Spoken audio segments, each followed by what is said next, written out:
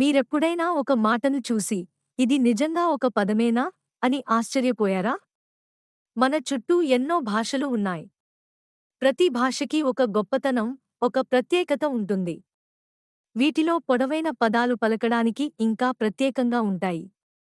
ఈరోజు మనం ఇంగ్లీష్, తెలుగు, హిందీ, తమిళం, మలయాళం వంటి భాషల్లోని కొన్ని పొడవైన పదాల గురించి తెలుసుకుందాం. ప్రతి ఒక్క పదం ఒక చిన్న పజిల్లా ఉంటుంది. మన రోజువారీ జీవితంలో ఈ పదాలు పెద్దగా వాడకపోవచ్చు, కానీ ఇవి చాలా అర్థవంతంగా ఉంటాయి. ఈ వీడియోలో మనం కేవలం పదాలను తెలుసుకోవడం కాదు, వాటి వెనుక ఉన్న అర్థాలను కూడా తెలుసుకుందాం. మరి మీరు రెడీనా? మీరు ఎప్పుడైనా ఇంగ్లీష్లోని న్యూమోనోట్రోమైక్రోస్కోపిక్ సిలికోవాల్కెనోకోనియోసిస్ పదం విన్నారా? ఇది కేవలం 45 అక్షరాల పదమే కాదు, ఇదొక వైద్య శాస్త్రంకి సంబంధించిన పదం. చాలా సూక్ష్మమైన సిలికా ధూళిని పీల్చడం వల్ల కలిగే ఊపిరితిత్తుల వ్యాధి.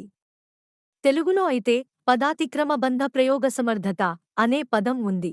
దీని అర్థం వాక్య నిర్మాణం మరియు వ్యాకరణంలో నైపుణ్యం అని.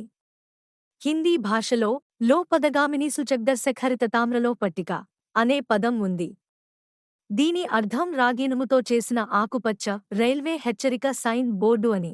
తమిళ వ్యాకరణం ప్రకారం ఏ తమిళ పదం 7 వర్ణమాల కంటే ఎక్కువ ఉండకూడదు.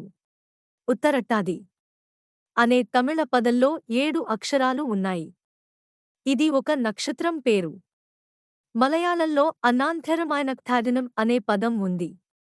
ఇది రామాయణ ఇతిహాసాన్ని అనుసరించే కథ అని అర్థం. ఇవి మాత్రమే కాదు, వీటికంటే పొడవైన పదాలు కూడా ఇంకా చాలానే ఉన్నాయి. మీకు ఇలాంటి పొడవైన పదాలు ఏవైనా తెలిస్తే కామెంట్స్లో పెట్టండి. ఇలాంటి మరెన్నో ఇంట్రెస్టింగ్ విషయాలు తెలుసుకోవడానికి like, share and subscribe DYK this.